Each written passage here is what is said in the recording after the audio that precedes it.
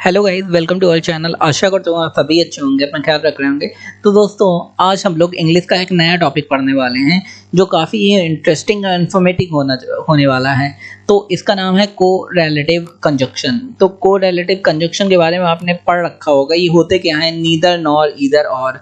अब neither nor either और होते क्या है, ये आप सभी को पता होगा, मोस्ट ऑफ द लोगों को। जिन्हें नहीं पता वो भी इस वीडियो देखने के बाद बिल्कुल कॉन्फिडेंट हो जाएंगे नीदर नॉर ईदर और के बारे में।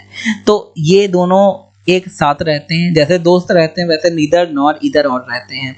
तो जहाँ पे नीदर लगेगा वहाँ पे नॉर भी लगेगा, और जहाँ पे ईदर लगेगा वहाँ पे और भी लगेगा, क्योंकि नीदर और नॉर जो होते हैं वो एक नेगेटिव मतलब नकारात्मक संकेत देते हैं, और ईदर और उसमें एक ऑप्शन दिया जाता है कि भैया हमें टी और कॉफी में से एक चीज चाहिए। तो देखते हैं हम लोग नीदर और नॉर के बारे में। सबसे पहले नीदर के बारे में देखते हैं। नीदर माने क्या होता है? नीदर माने होता है भी नहीं। पहले इसका सेंस देखते हैं। यहाँ पे लिखा है नीदर ए नॉर बी, मतलब ना ही ए और ना ही बी, मतलब दोनों चीजें नहीं चाहिए। Used in negative sense the verb agrees with the noun that is closer to it. तो यहाँ पे नीदर जो लगाते हैं और नॉर जो लगाते हैं, दोनों का मतलब नहीं होता है। लेकिन अगर दो चीजें हैं और आपको दोनों ही चीजें नहीं चाहिए तो आप नीदर और नॉर लगाएंगे। तो यहाँ पे क्या होता है, पहला सेंटेंस देखते हैं एग्जाम्पल से, आपको जल्दी समझ में आ जाएगा, अच्छे से समझ में आ जाएगा।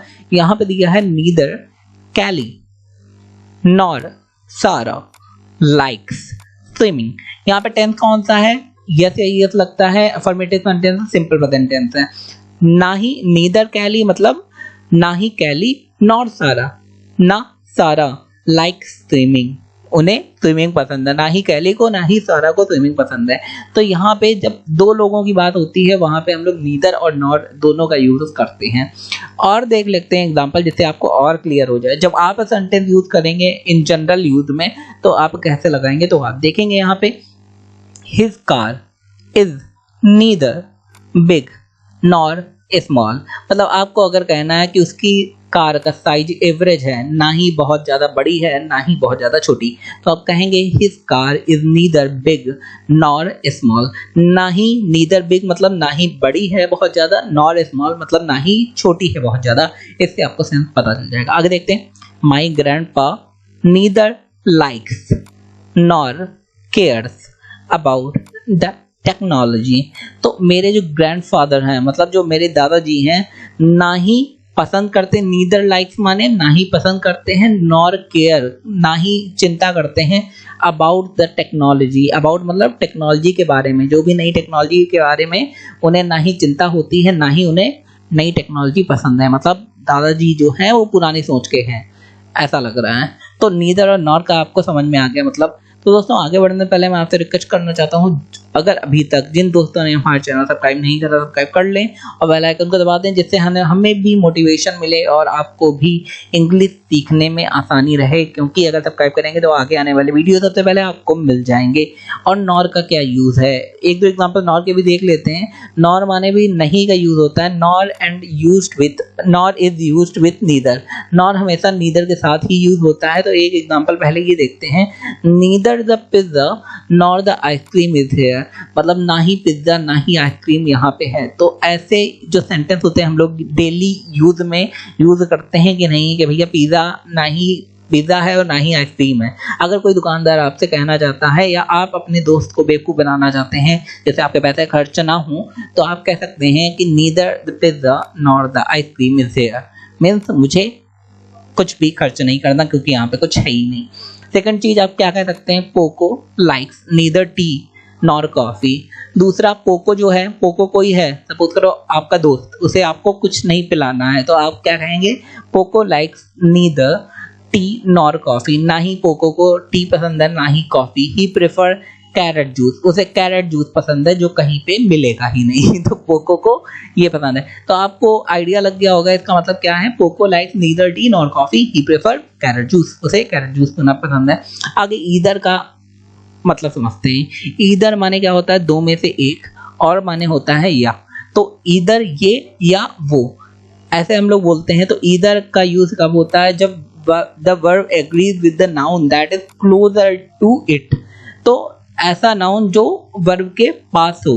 तो तो उसका सेंटेंस से समझेंगे उसका मतलब क्या होता है। ईदर यू, या तो तुम, और जेनी या Jenny has to ask my permission for going out, या तो तुम्हें या जेनी को मेरी परमिशन लेनी पड़ेगी बाहर जाने के लिए। तो अगर आपको किसी से कहना है छोटे भाई बहनों से, तो आप कह सकते हैं ईदर यू और jenny, what ever the name is, जो भी नाम हो आपके भाई बहनों का, हैज़ टू आस्क, हैज़ माने पड़ेगा, टू आस्क माने पूछना, माई परमिशन मेरी परमिशन, फॉर गोइंग आउट बाहर जाने के लिए।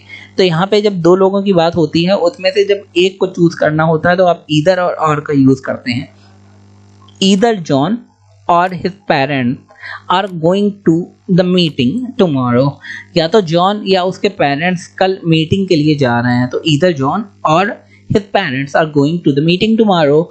तो अब आपको क्या करना है, आपको एक सेंटेंस लेना है जो आप डेली यूज करते हैं या आप जनरल यूज करते हैं। उस सेंटेंस को आपको कमेंट सेक्शन में बताना कि आप कौन सा सेंटेंस यूज करते हैं नीदर नॉट और ईदर और के साथ।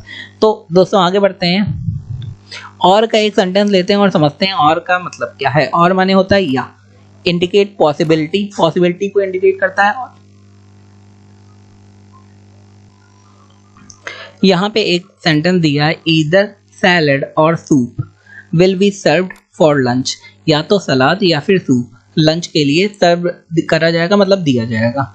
तो यहाँ पे ईदर में एक का यूज करा जाएगा, मतलब एक चीज दी जाएगी, दोनों चीजें आपको नहीं मिलेंगी वहां पे। जैसे either he want the job और ही डजंट, या तो वो जॉब चाहता है या फिर नहीं चाहता। तो either he wants the job और ही डजंट, या तो वो नहीं चाहता। आगे देखते हैं, नॉट ओनली बट ऑल्सो का यूज कहाँ होता है। The verb agrees with the noun that is closer to it, जब वर्ब ऐसे नाउन से एग्री करता है जो उसके ज्यादा पास है। अब इसे समझेंगे कैसे। Not only Tom but also Harry have got 10 on the test, मतलब टॉम ही नहीं हैरी भी टेस्ट में 10 में से 10 मार्क्स लाया है। तो यहाँ पे हम लोग क्या राइट करेंगे कि नॉट ओनली टॉम, ना कि खाली टॉम, बट ऑल्सो हैरी, मतलब हैरी भी 10 में से 10 मार्क्स लाया है।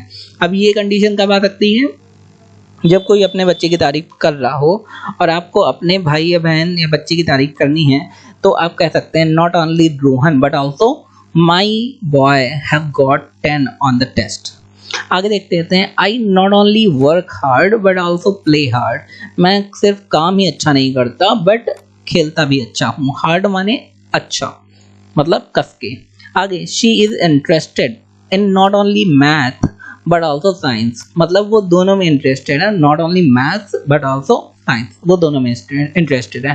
तो दोस्तों ये थे आज के हमारे ग्रामर के कुछ रूल, ईदर और नीदर नॉर या नॉट ओनली बट ऑल्सो। तो आपको आई होप समझ में आ गया होगा। अगर आपको कोई कंफ्यूजन है तो आप तुरंत हमारे कमेंट सेक्शन में जाके पूछ सकते हैं।